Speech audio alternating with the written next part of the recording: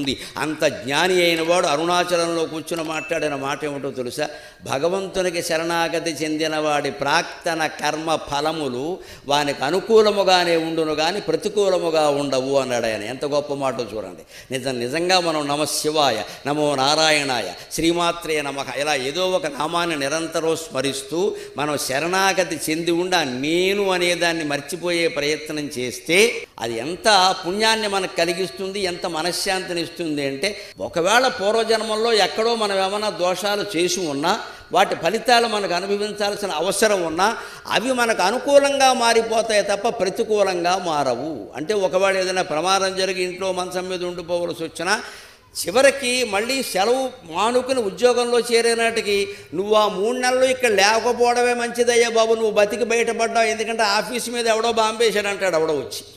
ఆ బాంబేసిన సమయంలో మనం కాలు విరిగిపోయి ఇంట్లో ఉండముందే మనకి